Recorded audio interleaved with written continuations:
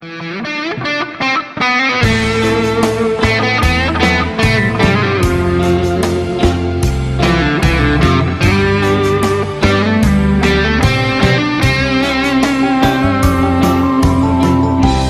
លឺអូនយំ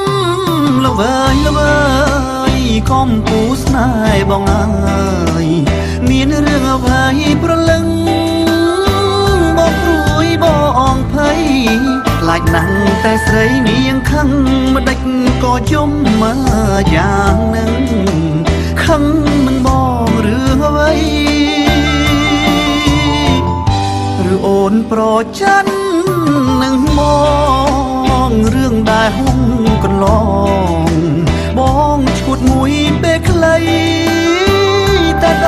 ល់ពេលនេះបងយល់ច្បាស់ហើយពិសី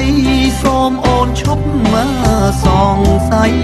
គ្មានថ្ងៃក្បត់ស្រីទៀតទេមកលួចពួនយំសំងំយំតែម្នាក់ឯងឲ្យបងចំបែងស្ទើបែកតរាហ៊ានវះបេះដូងបើសិនជាអូនត្រូវការបញ្ជាក់ប្រាប់ថាសង្ខារបងផ្ញើលើស្រីញញឹមភ្លាមមកណាអូនកុំធ្វើមុខស្រពោនបងហាក់ធ្លាក់អោបជ័យបើអូនញញឹមជីវិតបងពិតមានន័យតើដឹងទេពិសីរូបស្រីជាជីវិត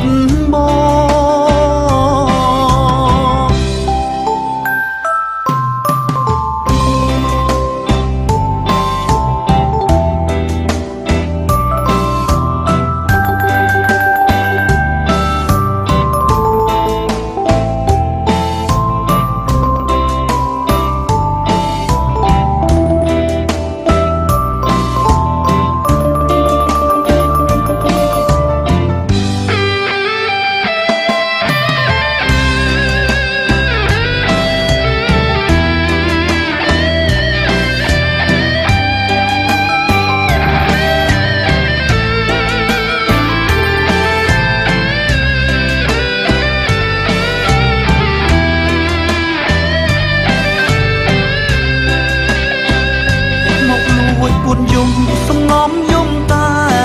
ម្នាក់ឯងឲ្យបងចំបែងស្ទើបែកតរា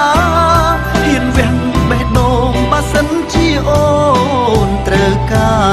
របញ្ជាក់ប្រាប់ថាសង្ខារបងផ្ញើលើស្រីញញឹមភ្លាមមកណាអូ